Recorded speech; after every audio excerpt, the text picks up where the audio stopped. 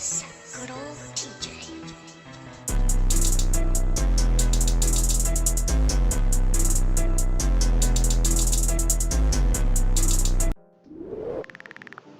Konnichiwa, Neo Squadron Blank. I'm back with another reaction video. And today, guys, we are back on aninews channel. I know it's been a while since we did one of his videos. Like I say, haven't done reactions in a minute.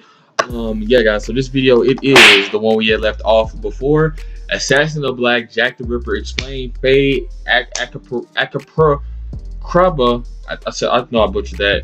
Past inabilities, no phantasm. So, video's only 8 minutes and 50 seconds long, guys. Before you get to the video, guys, like, share, subscribe on the video.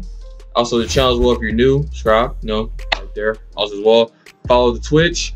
As well, guys, follow Twitter, follow IG, follow all the links right down below. Follow the Facebook page, everything like that should be right down below for you guys. Like I say, if you guys don't see it on the screen, like I say, if you guys are on mobile, links should be right down below right there. But alright, guys, so without further ado, man, let's get right into this, man. So play. So you guys decide to move on from the trap to the lolly.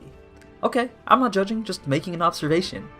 I personally don't see anything wrong with a serial killing amalgamation of angry spirits that take the form of a little girl who eats the hearts of their victims, but I can see how that would seem a bit weird, especially for someone who isn't used to this type of shit.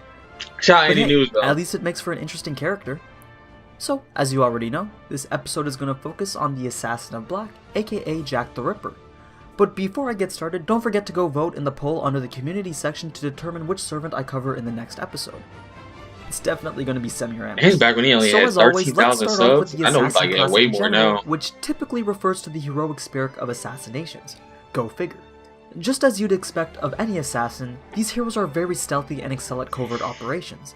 But unlike the other servants who prefer to fight nobly in a fair 1v1, the assassin honestly just doesn't give a shit and will do anything no matter how sneaky Just to doesn't achieve their give goal. us.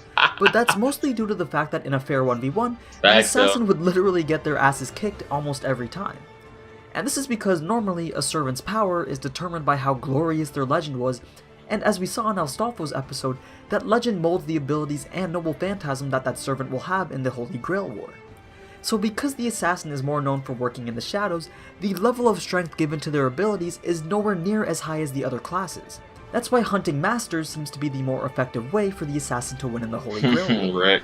Now let's move on to who you're actually here to see. Ooh. This cute little bottle of sunshine and knives.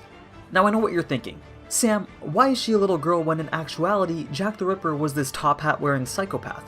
Well, I assure you, there's a perfectly good reason for it, and Yeah, it's I'm about not to say, because like, A1 Pictures just wanted to top add hat, another cute girl to guy, the show. little We already girl. have enough of those anyway. The Assassin of Black's true name is indeed Jack the Ripper, and it is indeed based off of the legendary serial killer. But this form of Jack the Ripper embodies a completely different part of his legend. So to explain this, I'm going to give you the most common version of the legend, and then tell you the fate-altered version. It all started in the mid to late 1800s. Old Britain was in the midst of an influx of immigrants from Ireland, which made a slight overpopulation problem in certain areas of London. One of those locations happened to be the Whitechapel Church in London's East End, which quickly became overcrowded with immigrants. This resulted in less than ideal economic conditions in terms of housing and work, so the place soon developed into an area where crime was more commonplace. The persistent poverty meant that many people had to find alternative ways to make money, in which for women, prostitution was one of the more common alternatives. As if the area wasn't already bad enough with constant petty crime and public indecency, a string of murders began taking place in 1888. Of course, this would be attributed to the Jack the Ripper that we know from history. This Jack the Ripper tended to attack the prostitutes who lived around the slums of Whitechapel, and each person that was killed usually had their throat sliced and their stomach ripped open. The legend of Jack the Ripper is so well known because the cases were never solved, and although the murders appeared to be linked, the pieces were never quite put together completely to identify the killer. But for our case, this version of Jack the Ripper isn't quite as important as his victims when it comes to the Assassin of Black from Fate. The reason why I gave you the whole backstory of London rather than the story of the killer himself is because other than the fact that he liked to butcher prostitutes, nothing else is really relevant. And that's because the Fate version of the story forms a version of Jack the Ripper that embodies the victims. The Assassin of Black is a collection of wraiths that were born from the aborted children of the prostitutes from Whitechapel, which, as I mentioned before, was the impoverished area where the serial killings took place. So as prostitution became more prominent in the area, abortions became more commonplace and the would-be children were all disposed in the river. I don't know why they chose the river, but I definitely wouldn't plan on going swimming in any area near Whitechapel. But anyway, it's said that once the number of children aborted reached over 10,000, the collection of angry spirits that were never born gave shape to this. Now, since she's basically a bunch of angry kids without parents combined into one, she lacks the moral judgment that a normal human being would. Then, just as you'd expect a bunch of angry spirits to do, they go out and start killing some prostitutes. And they're able to do this until the murders were finally determined to be of supernatural cause, and she was put to rest through magical means. Now, because the identity of Jack the Ripper was never found, a new version of Jack the Ripper can be summoned every time. It really just depends on the legend that the version of Jack the Ripper is based on, which is a really cool thing because the more you learn about these servants, the more you realize how much their legend truly affects their entire character. Like, you know how in one of the more recent episodes, they couldn't remember the identity of Assassin even though they had already fought once before? Well, that's because since she's technically not a single entity, but rather a collection of spirits, her physical identity gets to remain as an eternal mystery. This skill is called Information Erasure, and all information regarding Jack, whether it's her true name or ability, is forgotten after she disappears. Which brings us to her other abilities in Noble Phantasm. Let's start with her weapons. Jack likes to carry around 6 knives, 4 of which are irregular, which we see during her interrogation, and 2 that she uses to fight with. She also has a scalpel, but in Fate Apocrypha, we mainly see the 2 knives that she uses to fight with. Okay. These knives relate to her noble phantasm that's called Maria the Ripper, the Holy Mother of Dismemberment, which I believe is named after the first of the murder victims back in 1888. And this attack sort of acts like a curse which only activates under the premise of 3 conditions being met. If one of Jack's irregular knives are able to injure an enemy, the damage done can increase with each condition met, or can cause instant death if all 3 are met. So, if the target is female, the environment is misty, and it's nighttime, then knives will manifest inside the target's body and instantly dismember them from the inside.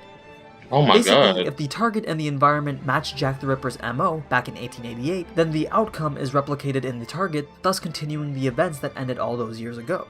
Oh my goodness. It's a pretty gruesome fate to meet, and that definitely could have been the outcome for Fior had it been nighttime when Jack attacked.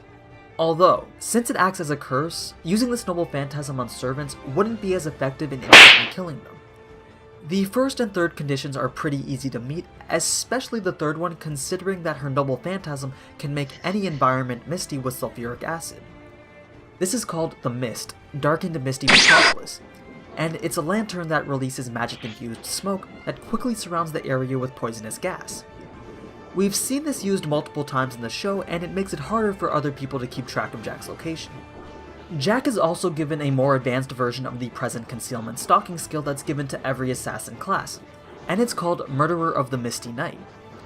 Since Jack was a serial killer rather than an assassin, she can get one attack in before her presence is fully revealed, whereas in the normal version of present concealment, once an attack is started, the enemy would be able to sense it. And finally, the very mental instability that causes her immoral nature also protects her from attacks that would cause mental damage. A good example would be if Shakespeare tried to do what he did to Frankenstein on Jack. It probably wouldn't work out very well. Now that's pretty much everything about Jack, but you're also probably wondering why she goes around eating the hearts of other mages. No, it's not entirely just for fun, it's because Reika, Jack's makeshift mother, isn't a mage and can't supply enough magical energy to sustain Jack's presence in the war.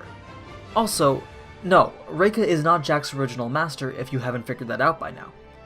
Reika is actually a prostitute that used to live with Jack's original master, Hyoma Sagara. Now this may be spoiler territory, but you've watched this far so you're pretty much committed already. Hyoma intended to sacrifice Reika during Jack's summoning, but the master-servant connection was given to Reika instead, so Hyoma was killed by Jack after the summoning and the command spells were transferred over to Reika. Oh, and one final thing that I almost forgot to mention, killing Jack isn't as easy as just piercing her heart. By injuring Jack, she just loses a few of her spirits that are inside of her. But she will not die until every last one of the 10,000 spirits are gone. She basically has a lot of lives. Anyway, I hope you enjoyed this episode of my Fate steroids. God, Cass, I'm not about she got 10,000? Since they twisted a real-life event into a legend that fits so perfectly with Jack's character. Jack's definitely one of the better developed characters in terms of creativity, so I hope sharing this information with you was just as enjoyable as it was Yeah, for man, me. we gon' Anyway, thanks for man, that watching, was and as always, if you definitely enjoyed this type of informative anime because I remember content, then Jack you the already Ripper know what to from do. Apocrypha, So but until I next just don't time, remember ciao! the whole thing of what you call it, them saying that you have to kill all 10,000 of the lives of the people that's inside of Jack just to kill it. Because I think it's an it, because it's not a he or a she, right? 'Cause it said our. So yeah, that's crazy. Whoa. I So is there any moves that can kill somebody 10,000 times over like that? Like, is it? That's the thing though, is it? Let me know in the comments down below, guys. Like I say, Assassin of Black, Jack the Ripper, aninews. Like I said, go ahead and go give aninews a follow. Go ahead and look at all his other content, man. He got some fire content over there that's anime related, anime lore related, and everything like that. Yeah, guys, like I say, follow everything that you seen on the screen. My YouTube, like, share, subscribe if you're new. Hit the bell notification, make sure you click all. Follow the Twitch page. I'm going to be streaming over there a lot. Like I say, I'm up to like 49 followers now. Yeah. So, and also as well, Twitter, IG, everything like that. Like I say, guys, go ahead and follow those. Facebook page, everything like that. Go ahead and go get those a follow. All right, guys. So without further ado, it's been INCOG. I'm out. Peace.